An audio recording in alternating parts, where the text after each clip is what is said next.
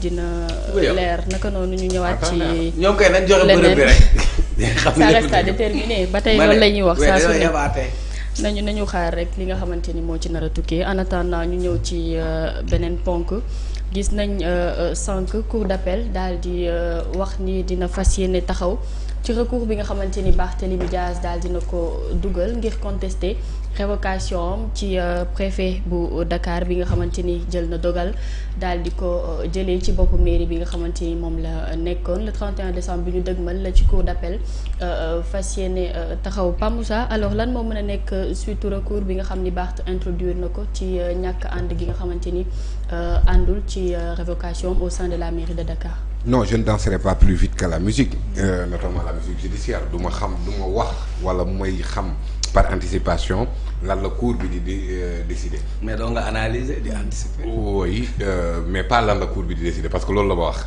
lan laay xaar au vu des choses. lan la mën a wax. waaw loolu moom moo ko xam loolu dama ko koy bàyyee.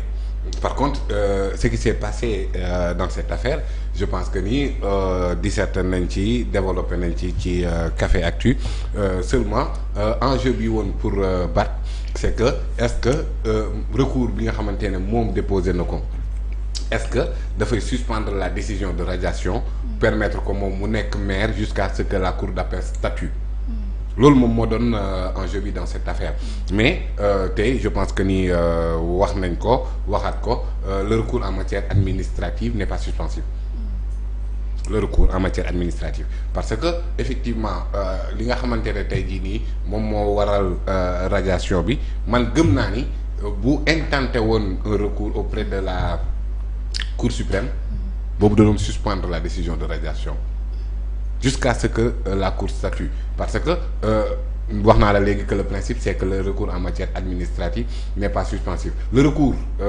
parfois tout court n'est pas suspensif bu dee en matière pénale la effectivement day suspendre sauf ci ñeenti cas yi nga xamante ne la loi organique bi nga xamante ne moom moo organiser la Cour suprême à son article 74-2 joxe na 4 exceptions yoo xamante ne le recours day suspendre la décision bi muy wax ci extradition d'un étranger mesure boo xamante ne day pour cause d'utilité publique mesure boo xamante ne expulsion la ak mesure boo xamante ne c'est lié à l'élection des conseils des collectivités territoriales et bii ça concerne ça donc moom Barth je sais pas s'il a été mal conseillé ou mal vu mais bu defoon recours bi au niveau de la Cour suprême de suspendre la décision de radiation en attendant moom muy kii maintenant au niveau de la Cour d'appel ce n'est pas du la loi organique bi ma cité léegi nii article 74 bi moom mooy régir cette cour article bi ma cité léegi nii c'est la loi organique qui organise la Cour suprême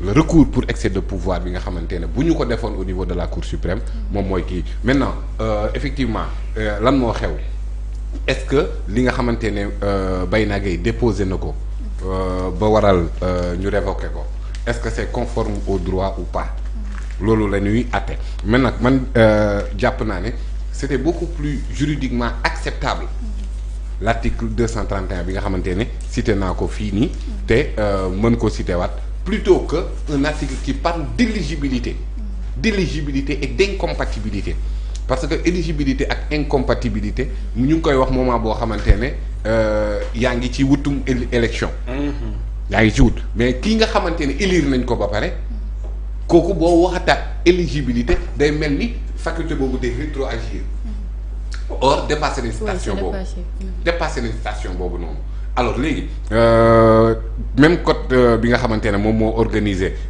les collectivités territoriales Barthélémy Dias au-delà même de code boobu noonu parce que moom moo waxal boppam crime la def mais bàyyi ma lire la article 131 nee na le maire ou l'adjoint qui pour une cause postérieure à son élection maanaam une cause après son élection ne peut plus remplir les conditions requises pour être maire ou qui se trouve dans une situation d'incompatibilité ou d'inéligibilité prévue par l'article 100 du présent code doit cesser ses fonctions. Je répète, le maire ou l'adjoint qui pour une cause postérieure à son élection ne remplit plus les conditions requises pour être maire doit cesser ses fonctions. Alors mais pourquoi le préfet n'a pas visé cet article et il a visé le code électoral. Mais cet article-là n'est pas une prérogative du préfet bàyyil ma yeggali deuxième alinéa bi ci nga koy xam deuxième alinéa bi du même article mu ne le ministre chargé des collectivités territoriales saisi par le représentant de l'État l'enjoint de transmettre immédiatement de démettre ses fonctions à son remplaçant désigné conformément aux dispositions de l'article 136 du présent code sans attendre l'installation de son successeur. Mu ne si le maire ou l'adjoint refuse de démissionner, le ministre chargé des élections des collectivités territoriales prononce sa suspension pour 1 mois. Il est mis fin à ses fonctions par décret. Par décret. Alors donc ki nga xamante ne moom moo représenté état moom la ministre bi nga xamante ne moom moo yor collectivité territoriale mais la révocation du maire là c'est un décret. Dama dégg le ministre Ismaïla Madior Fall. mu ne li mu regretté ci moment bi muy nekk ministre c'est la radiation de Khalifa Sall. Parce que dit-il que Khalifa Sall c'est son ami. Da ngay comprendre que ni donc. C'est l'amitié qui prime sur le droit parce que Khalifa Sall di ko déchoir loolu droit la article 140 parce que article 135 ça parle de crime si le maire est condamné pour crime mais après crime dafa am ay délits yu ñu cité délits yooyu ñu cité bokk na ci les infractions liées aux deniers publics et Khalifa Sall a été condamné pour des infractions liées aux deniers publics donc kon le ministre Ismaïla Madior Fall bu ko regretter c'est parce que juste c'est son ami mais pas parce que ce n'est pas conforme au droit. Oui, article 135 bi nga wax nii sànq Barthélémy Diaz bi mu nekkee woon en conférence de presse moom la teg comme li nga xamante ni du raison ngir ñu jëlee ko ci mairie bu Dakar. Ce n'est pas applicable à Barthélémy Diaz. Chaque jour ma répété ko. Cet article n'est pas applicable à Barthélémy Diaz d'autant plus que cet article parle de crime mooy 135 bi dafa ne si le maire ou un conseil municipal est condamné pour crime. Oui. Sa radiation est de droit. Alors que ce n'est pas son cas. C'est ce qu'il a dit. Son cas n'est pas criminel. Oui. Le cas de Barth est délictuel donc cet article n'est pas applicable du tout. Oui. muy 135 bi. 131 bii ma la liiral c'est applicable à Barth aussi parce que daf ne pour une cause postérieure à son élection. dafa am problème d'éligibilité. Barth a été élu en 2022. Postérieurement, en 2023, il a reçu une condamnation définitive qui le rend inéligible. Inéligible. Donc, c'est une cause postérieure à son élection. Postérieure à son élection. Il doit cesser ses fonctions, dit l'article 131. Alors, lan moo tax léegi Barthélémy Dias nekk candidat en 2024. Parce que il y a une cause postérieure qui l'empêche d'être candidat. Or, Barth était candidat en 2024 aux élections législatives. Lan moo tax en définitive bi ñu attaqué la candidature de Barth ci législative yi lan la conseil constitutionnel wax conseil constitutionnel dafa ne yow mii ma saisir c'est-à-dire les candidats liste yooyu noonu amul leen compétence pour saisir ma loolu mooy fin de non recevoir. Ministre de l'Intérieur moo ko waroon def. Voilà donc défaut de qualité pour agir lañ wax mais waxuñ ko ne Barth c'était éligible dañ ne ko yow mi ko saisir rek waroo ko saisir vice de forme la léegi mu ne nag ministre de l'Intérieur à travers la DGE ñoom moo waroon saisir mais ñooñu mënuñ ko saisir bu ñu ko saisiroon tamit lu ñu koy wax lan lañ koy wax monsieur Birame Sène s'il avait saisi le conseil constitutionnel pour invalider la candidature de Barthélémy Dias daf koy andi le casier judiciaire bu Barth or Barthélémy Dias a présenté à la DGE un casier judiciaire vierge. Extrêmement grave. Un casier judiciaire vierge donc kon DGE mënul woon attaquer kii bi. parce que li nga wax noonu desal foofu bu fekkee ni que. Barthélémy Dias a reçu une condamnation définitive. Cette condamnation, elle n'a pas été transcrite dans son casier judiciaire. Kon kay ça pose problème donc casier judiciaire boobu posé na problème. Xam nga lan moo tax mu poser problème parce que le régime de Macky Sall n'a pas exécuté la décision de justice foofu la décision bi ñu condamné Barth kenn exécuté ko c'est pourquoi Barth a eu un casier judiciaire vierge.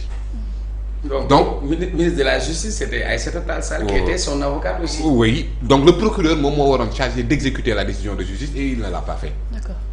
Peut-être que ni Barthélémy Dias ci diggante bi moom Macky Sall comme bu roog sow je dirais en ton père que tu as bien travaillé et finalement loolu la conséquence mooy ñu bañ a exécuter la décision de justice mais xoolal le suppléant de Abass Fall. Ouais kooku fu mu jaar ba dugal casier yow. boobu tamit. kon ça veut dire que dëkk bi. am na problème am na de. exécution des décisions de justice bu doon décision de justice bi mi ngi ci casier bi mën nañ ne DGE moo deful vérification. Oui. Mais la DGE a reçu des casiers judiciaires vierges donc kon mënul attaquer décision bu Barth bu ko attaquer la lay wax conseil constitutionnel ban preuve la leen di jox. bu ne ko il y a un manquement grave dans notre système judiciaire. Parce que décision de justice yegsi na depuis 2023 jusque là décision de justice bi n'est pas applicable léegi nag Bayna Gueye en tant que électeur de Dakar dugal recours léegi maintenant sur la base de l'article 277 boobu noonu la ñu kii Barth mais tout le monde sait que même par extraordinaire comme nii ngay wax nii bu doon cour d'appel dafa ñëw dindi décision bi mais bu ñu dugalaatee 131 Barth day bàyyi.